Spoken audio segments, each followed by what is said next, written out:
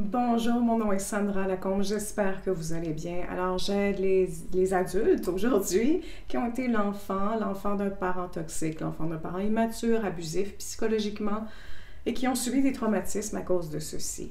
J'ai eu une question il y a quelques semaines et j'ai envie d'y répondre aujourd'hui. On m'a demandé comment puis-je aimer, me forcer à aimer mon parent parce que viendra un jour où je devrais l'aider. Je vais devoir cesser j'imagine, de le détester, de le haïr, le contraire d'aimer.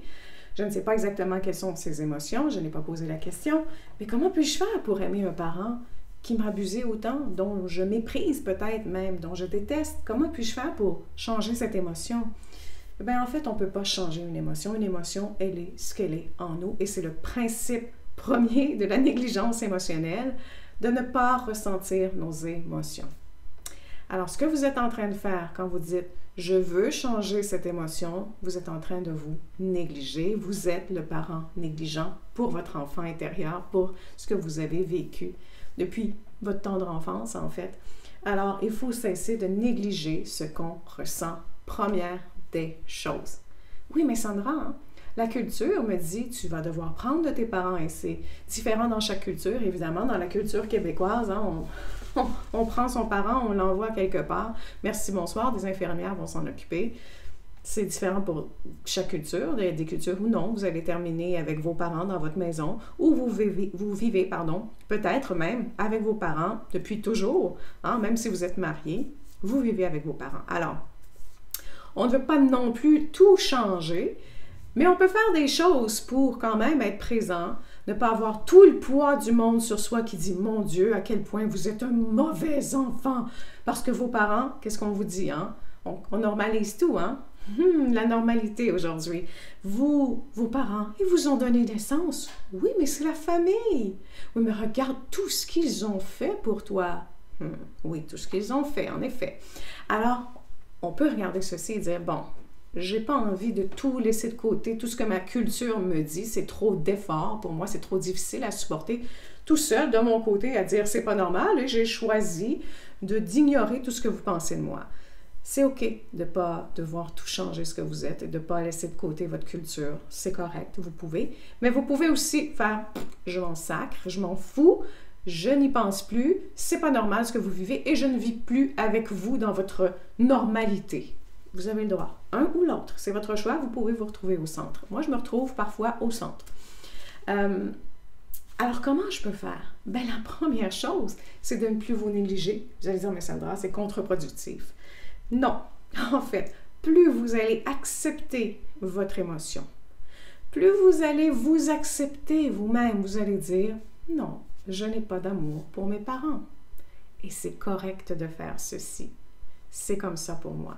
Alors, c'est correct de dire je n'ai pas d'amour pour mes parents, je le vis comme ça et je suis comme ça. Donc, ça veut dire je ne fais pas faire semblant non plus. Vous pourriez faire semblant, c'est correct. Vous pourriez accepter de faire semblant et être très bien avec ça. Alors, vous n'êtes pas obligé d'écrire je t'aime dans vos cartes à chaque anniversaire. Vous n'êtes pas obligé de le dire non plus. Vous n'êtes pas obligé de faire des câlins dont vous n'avez pas envie de faire. Vous pouvez vous respecter dans certaines choses, d'imposer certaines limites, dire non, je ne vais plus là, pour ça, je vais y aller. Mais à la base, c'est d'accepter à l'intérieur de soi que c'est ce que vous ressentez et c'est comme ça parce que c'est naturel de ressentir certaines choses. Et peut-être ont-ils été, comment dire, la force derrière cette émotion, dont cette haine ou ce mépris, peut-être que c'est eux qui ont poussé ça en vous. Alors, pensez-y de cette façon-là. Donc, vous ne pouvez pas forcer quelque chose. Vous devez accepter de plus en plus votre émotion. Et à partir du moment où vous l'acceptez, il y a un détachement qui va se produire nécessairement. Et ce détachement, c'est une espèce de « les choses sont comme ça. » Et c'est tout.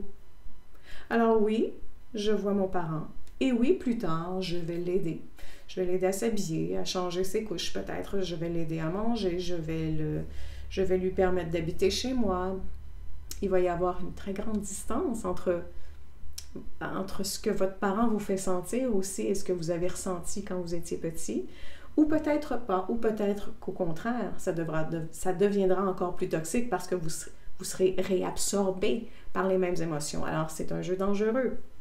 mais vous pouvez faire des compromis que vous dites, ben, je vais l'accepter parce que faire telle ou telle chose, c'est encore trop difficile pour moi. Donc, quand je parle de telle ou telle chose, ce serait de faire comme, je m'en fous ce que vous pensez de moi et je vous ignore.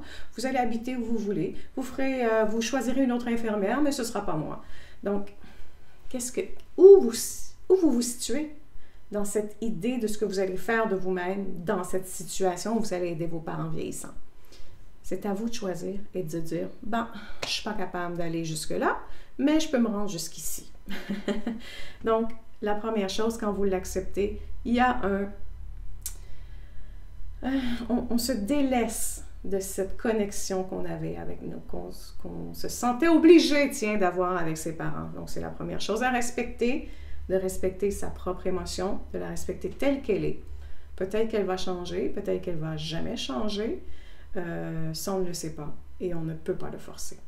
Alors, ne vous dites pas « je dois changer ce que je ressens pour elle », sinon ce sera trop difficile. C'est le contraire. Si vous tentez de forcer votre émotion pour éviter de ressentir des choses que vous croyez que vous allez ressentir, vous allez vous nier, vous dénigrer, vous allez penser que ce que vous ressentez, c'est mauvais, alors vous allez toujours vivre en vous disant « je suis une mauvaise personne, je ne suis pas bien, c'est pas comme ça que... » Vous allez vous battre, vous allez être toujours en train de vous battre à l'intérieur de vous. Dès le moment où vous dites c'est comme ça, c'est exactement ce que je ressens et c'est aussi exactement ce que je devrais ressentir. » Vous allez voir, il va y avoir un détachement naturel qui va se produire et évidemment, ce sera... Je ne ferai pas semblant que tout sera beau et rose, là. Non. Ce sera difficile. Oui, il y aura des moments où vous allez avoir une espèce de rétroaction d'émotions. Vous allez vous sentir attiré vers le passé. Oui, ça va survenir, absolument. Mais vous allez vous améliorer peu à peu dès que vous allez revenir à l'idée que vous êtes ce que vous êtes, que vous avez le droit de vous détacher de ce qu'ils ont été pour vous, et que vous allez reprendre le flambeau de vos émotions en disant « c'est exactement ce que je ressens » et c'est tout. Et c'est tout à fait normal. Vous n'avez pas besoin d'être fier de votre émotion. Juste, c'est ce qui est. Voilà. On l'a dit souvent, vous l'avez certainement lu, c'est ce qui est. Voilà. Alors, ne forcez jamais rien. Sur ce, je vous dis, prenez soin de vous, car tout le reste suivra.